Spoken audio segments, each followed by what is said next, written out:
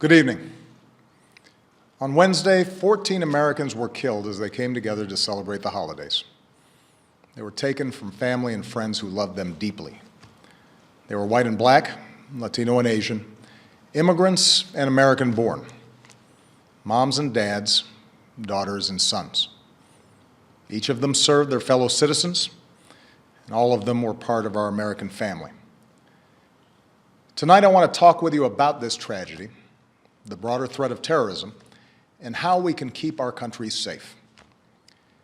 The FBI is still gathering the facts about what happened in San Bernardino, but here's what we know.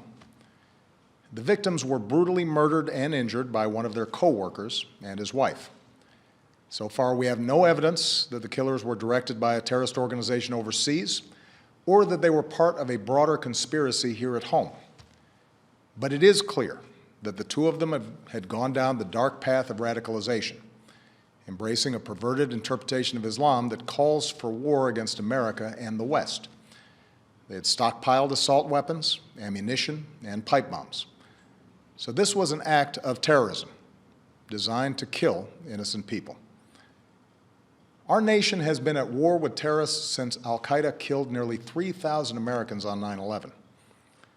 In the process, we've hardened our defenses, from airports to financial centers to other critical infrastructure. Intelligence and law enforcement agencies have disrupted countless plots here and overseas and worked around the clock to keep us safe. Our military and counterterrorism professionals have relentlessly pursued terrorist networks overseas, disrupting safe havens in several different countries, killing Osama bin Laden, and decimating al-Qaeda's leadership. Over the last few years, however, the terrorist threat has evolved into a new phase. As we've become better at preventing complex, multifaceted attacks like 9/11, terrorists turn to less complicated acts of violence like the mass shootings that are all too common in our society. It is this type of attack that we saw at Fort Hood in 2009, in Chattanooga earlier this year, and now in San Bernardino. And as groups like ISIL grew stronger amidst the chaos of war in Iraq and then Syria, and as the internet erases the distance between countries, we see growing efforts by terrorists to poison the minds of people like the Boston Marathon bombers and the San Bernardino killers. For 7 years, I have confronted this evolving threat each and every morning in my intelligence briefing. And since the day I took this office, I have authorized U.S. forces to take out terrorists abroad precisely because I know how real the danger is. As Commander-in-Chief, I have no greater responsibility than the security of the American people. As a father to 2 young daughters who are the most precious part of my life, I know that we see ourselves with friends and coworkers at a holiday party like the one in San Bernardino. I know we see our kids in the faces of the young people killed in Paris. And I know that after so much war, many Americans are asking whether we are confronted by a cancer that has no immediate cure. Well, here's what I want you to know. The threat from terrorism is real, but we will overcome it. We will destroy ISIL and any other organization that tries to harm us. Our success won't depend on tough talk or abandoning our values or giving in to fear. That's what groups like ISIL are hoping for. Instead, we will prevail by being strong and smart, resilient and relentless, and by drawing upon every aspect of American power. Here's how. First, our military will continue to hunt down terrorist plotters in any country where it is necessary. In Iraq and Syria, airstrikes are taking out ISIL leaders, heavy weapons, oil tankers, infrastructure. And since the attacks in Paris, our closest allies, including France, Germany, and the United Kingdom, have ramped up their contributions to our military campaign, which will help us accelerate our effort to destroy ISIL. Second, we will continue to provide training and equipment to tens of thousands of Iraqi and Syrian forces fighting ISIL on the ground so that we take away their safe havens. In both countries, we're deploying special operations forces who can accelerate that offensive. We've stepped up this effort since the attacks in Paris and will continue to invest more in approaches that are working on the ground. Third, we're working with friends and allies to stop ISIL's operations, to disrupt plots, cut off their financing, and prevent them from recruiting more fighters. Since the attacks in Paris, we've surged intelligence sharing with our European allies. We're working with Turkey to seal its border with Syria. And we are cooperating with Muslim-majority countries and with our Muslim communities here at home to counter the vicious ideology that ISIL promotes online. Fourth, with American leadership, the international community has begun to establish a process and timeline to pursue ceasefires and a political resolution to the Syrian war. Doing so will allow the Syrian people and every country, including our allies, but also countries like Russia, to focus on the common goal of destroying ISIL, a group that threatens us all. This is our strategy to destroy ISIL. It is designed and supported by our military commanders and counterterrorism experts, together with 65 countries that have joined an American-led coalition. And we constantly examine our strategy to determine when additional steps are needed to get the job done. That's why I've ordered the Departments of State and Homeland Security to review the visa waiver program under which the female terrorist in San Bernardino originally came to this country. And that's why I will urge high-tech and law enforcement leaders to make it harder for terrorists to use technology to escape from justice. Now, here at home, we have to work together to address the challenge. There are several steps that Congress should take right away. To begin with, Congress should act to make sure no one on a no-fly list is able to buy a gun.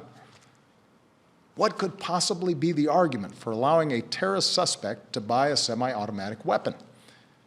This is a matter of national security. We also need to make it harder for people to buy powerful assault weapons, like the ones that were used in San Bernardino.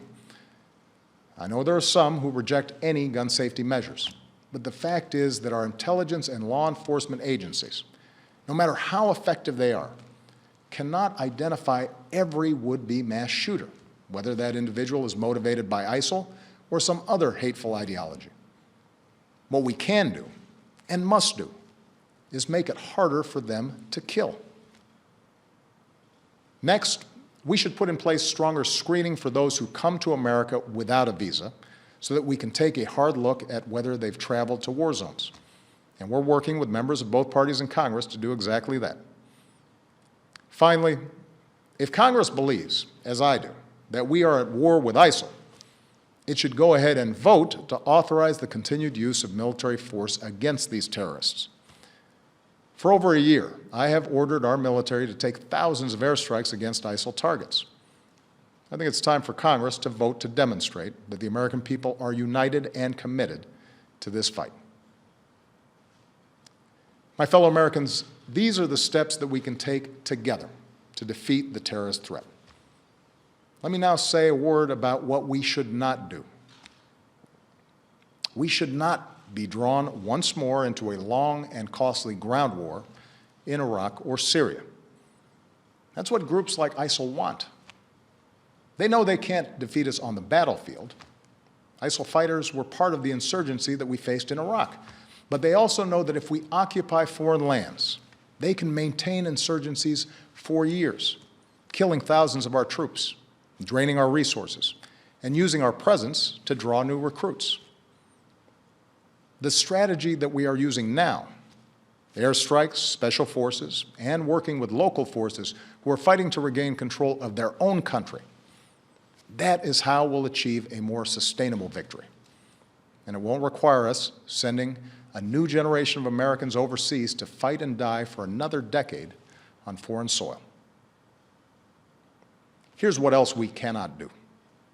We cannot turn against one another by letting this fight be defined as a war between America and Islam. That, too, is what groups like ISIL want. ISIL does not speak for Islam. They are thugs and killers, part of a cult of death. And they account for a tiny fraction of more than 1 billion Muslims around the world. including millions of patriotic Muslim Americans who reject their hateful ideology. Moreover, the vast majority of terrorist victims around the world are Muslim.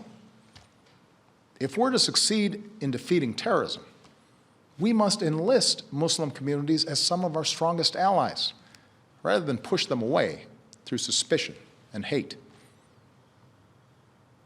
That does not mean denying the fact that an extremist ideology has spread within some Muslim communities. It is a real problem that Muslims must confront without excuse. Muslim leaders here and around the globe have to continue working with us to decisively and unequivocally reject the hateful ideology that groups like ISIL and al-Qaeda promote, to speak out against not just acts of violence, but also those interpretations of Islam that are incompatible with the values of religious tolerance, mutual respect, and human dignity. But just as it is the responsibility of Muslims around the world to root out misguided ideas that lead to radicalization, it is the responsibility of all Americans, of every faith, to reject discrimination. It is our responsibility to reject religious tests on who we admit into this country. It's our responsibility to reject proposals that Muslim Americans should somehow be treated differently. Because when we travel down that road, we lose.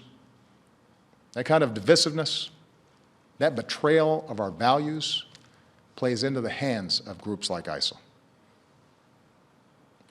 Muslim Americans are our friends and our neighbors, our co-workers, our sports heroes.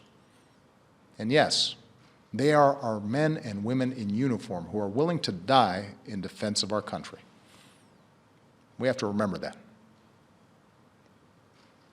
My fellow Americans, I am confident we will succeed in this mission because we are on the right side of history.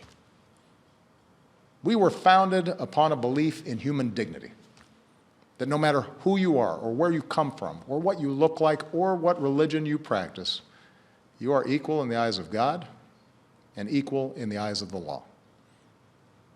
Even in this political season, even as we properly debate what steps I and future presidents must take to keep our country safe, let's make sure we never forget what makes us exceptional.